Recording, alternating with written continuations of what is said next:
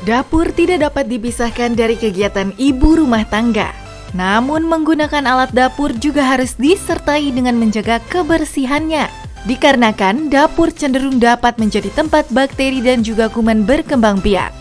Dalam Hidup Sehat Plus kali ini, Dr. Haikal akan berbincang dengan Dr. Ririn Farabi, Magister Kedokteran Kerja, untuk mengetahui barang apa saja yang banyak mengandung kuman dan bakteri, serta bagaimana cara membersihkannya. Sekarang kita ada di dapur bersama dengan Dr. Ririn. Kira-kira dok, alat-alat dapur apa saja yang berpotensi menjadi tempat perkembangbiakan kuman dan bakteri kalau kita tidak membersihkannya dengan tepat?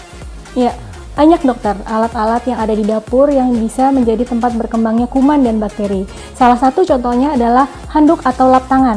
Lap tangan. Betul. Nah, ini dok ya? Iya, boleh dok. Oke, ini kenapa dok lap tangan bisa menjadi tempat besarnya kuman dan bakteri? Karena seringnya lap tangan ini digunakan berkali-kali dan tidak digantikan. Digunakan pagi, siang, sore, tidak diganti. Padahal seharusnya setiap hari harus diganti. Karena digunakan basah sehingga menyebabkan kuman berkembang biak di sini. Jadi harus dalam keadaan kering dan bersih dok. Tapi kan kita mencuci alat dapur kan bisa 3 kali sehari dok. Artinya Betul. kita menggunakan 3 handuk yang bersih. Yang kering. Dalam 1 hari boleh dokter.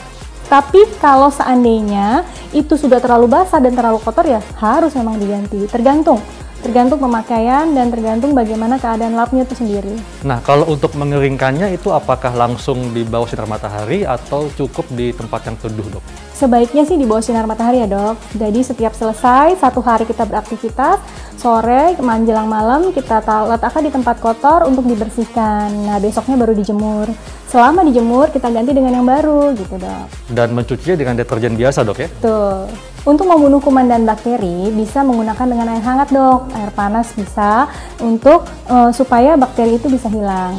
Apakah mesti dibedakan antara lap untuk piring dengan lap untuk alat masak? Ya, itu harus dok, karena itu penggunaannya berbeda. Kalau untuk alat masak, kita harus bisa membedakan mana yang digunakan untuk alat masak dan untuk handuk tangan dan untuk alat makan. Jadi penggunaannya semua terpisah. Berikutnya apa dok? Berikutnya adalah spons untuk cuci piring dok. Nah dok, ini kan spons memang selalu basah kondisinya. Betul, dan dok. memang meskipun menggunakan sabun, apakah tetap menjadi potensi besarnya kuman dan bakteri dok? Betul. Spons itu walaupun terendam oleh sabun, tapi juga tempat menjadi berkembang biaknya bakteri apabila tidak dibersihkan secara berkala. Dia tidak boleh terendam, tidak boleh dibiarkan terlalu lama, dan dibiarkan begitu saja. Jadi tetap setelah selesai membersihkan, cuci piring, itu harus kita kuras airnya, kita bersihkan kembali sponsnya, gitu dong. Dan apakah mesti kita keringkan dok? Dan sampai kapan kita harus mengganti spons sabun cuci piring ini? Spons itu selama dia masih berfungsi secara fisik dalam keadaan baik, kita lihat bisa dari lihatnya sendiri dok. Nah itu masih bisa kita gunakan, dan kalau bisa setelah selesai menggunakan ditempatkan di tempat yang kering. Spons bisa digunakan, namun setelah dalam waktu 2 minggu itu boleh diganti dok. Dan bisa lebih cepat apabila kita sudah melihat bagian dari spons itu sudah tidak berfungsi dengan baik. Jadi artinya harus mengganti spons paling tidak 2 minggu sekali dok. Secara reguler ya dok. Nah berikutnya apa lagi nih dok?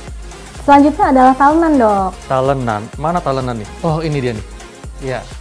Nah talenan ini kan dok kita gunakan untuk memotong bumbu, bahkan daging dan ikan. Bagaimana cara kita membersihkan talenan dan apa saja dok potensi yang bisa muncul kalau kita tidak membersihkannya dengan tepat? Talenan ini apabila tidak kita dibersihkan, maka akan tumbuhnya kuman dan bakteri. Nah, itu sebabnya harus kita bersihkan secara berkala. Nah, setelah kita gunakan, biasanya kita gunakan untuk bumbu tadi dok ya, bawang merah, bawang putih, ataupun daging. Itu kan ada baunya dan segala macam. Ini bisa kita bersihkan dengan air hangat dok. Kita bilas, terus kita cuci bersih dengan sabun, dengan spons tadi yang kita gunakan tadi, dan kita keringkan, itu udah aman digunakan kembali. Apakah perlu membedakan talenan untuk bumbu masak dengan daging atau ikan? Ya, sebaiknya memang dibedakan, tapi jika memang tidak bisa, boleh tapi dengan dicuci. Dicuci dengan bersih, dicuci dengan air panas, dibersihkan dan dikeringkan, itu masih boleh digunakan. Dan berapa lama dok talenan ini bisa kita gunakan? Apakah ada masa saatnya kita mengganti talenan dengan yang baru? Kalau talenan ini kan terbuat dari kayu ya, atau bahan yang lebih awet. Biasanya kita bisa lihat dari fisiknya, apabila fisiknya ini sudah tidak berfungsi dengan baik, sudah permukaannya tidak rata, lalu sudah sangat kotor sekali, ini bisa kita ganti dengan yang baru. Baiknya menggunakan talenan berbahan dasar plastik atau kayu, Dok? Untuk talenan yang berbahan kayu itu karena mengandung pori-pori sehingga menyebabkan makanan bisa masuk ke dalamnya, sehingga membersihkannya jauh lebih sulit dibandingkan tenan yang berbahan plastik. Jadi lebih baik memang yang berbahan plastik, Dok, lebih aman, lebih mudah dibersihkan. Selanjutnya benda yang paling dekat dengan talenan, yaitu pisau. Nah, Betul. ini bagaimana, Dok, cara membersihkan pisau dengan baik dan tepat? Pisau itu sering kita gunakan ya, Dok, bermacam-macam fungsinya. Nah, kita di sini ada pisau nih, Dok. Pisau fungsinya bermacam-macam, tentu penggunaannya pun bermacam-macam. Bagaimana cara membersihkannya? Cara membersihkannya dengan menggunakan air panas bisa.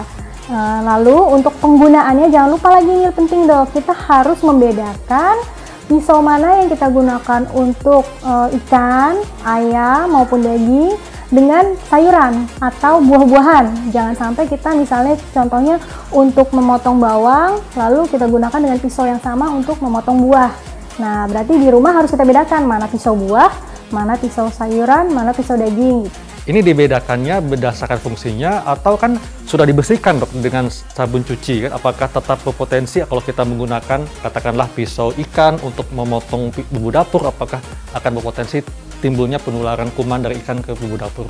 Baiknya sih dibedakan. Apabila kita tidak yakin mencucinya, kadang suka ada sisa bau bawang gitu ya, Dok ya, karena itu kan membekas di buah. Nah, lebih baik dibedakan. Nah, ini pisau, kita punya dua pisau, misalnya satu untuk buah, yang satu untuk daging.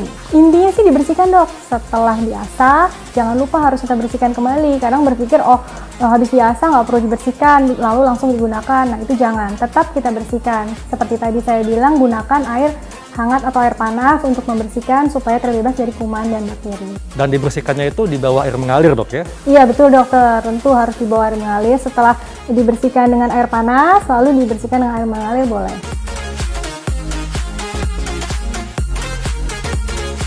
Selanjutnya yang perlu dibersihkan adalah gagang kulkas, Dok. Betul, Dok, apalagi kalau kita habis motong ikan, kemudian tangannya langsung pegang gagang pintu kulkas, Dok ya? Iya betul. Nah, ini bagaimana, Dok, cara membersihkannya?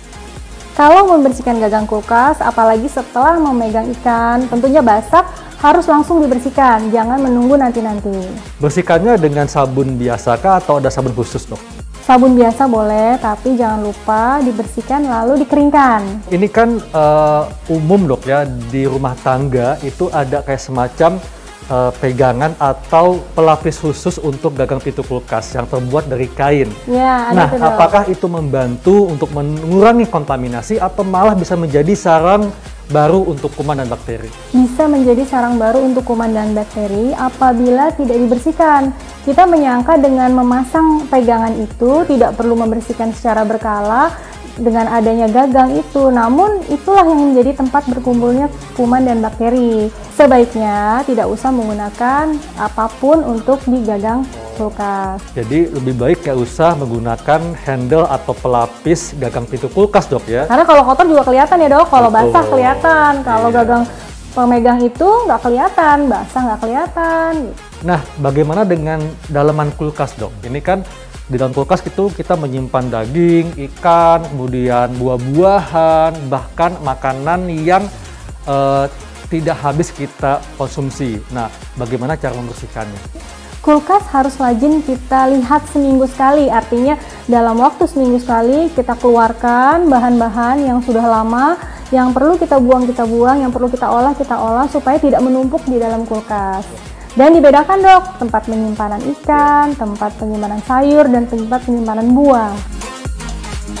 Bagaimana dengan kulkas yang berisi berbagai macam seperti kita menyimpan daging, ikan, kemudian ayam dan buah-buahan? Itu kan bisa menjadi tempat terkontaminasinya aroma dari bahan-bahan tersebut dan menimbulkan bakteri atau sesuatu yang tidak sedap untuk dihirup. Nah, ini bagaimana, Dok, cara membersihkannya? Apakah tadi dikatakan bahwa ada tempat khususnya untuk daging, ikan, dan ayam? Tapi bagaimana, Dok, supaya kita tetap terhindar dari aroma yang kurang sedap dari bahan-bahan tersebut? Kita bersihkan secara berkala, tadi yang saya bilang ya, Dok, minimal seminggu sekali kita buka, kita lihat apa yang ada di kulkas, yang bahan-bahan yang lama kita keluarkan, karena bahan-bahan yang lama itu selain berpengaruh terhadap virus dan bakteri, mencemari dirinya sendiri, mencemari bahan itu, tapi mencemari tetangganya juga dok yang ada di situ. Nah itu kan tidak baik. Sebaiknya memang secara berkala kita bersihkan, kita keluarkan, kita gunakan bahan yang mau digunakan atau kita buang yang tidak terpakai.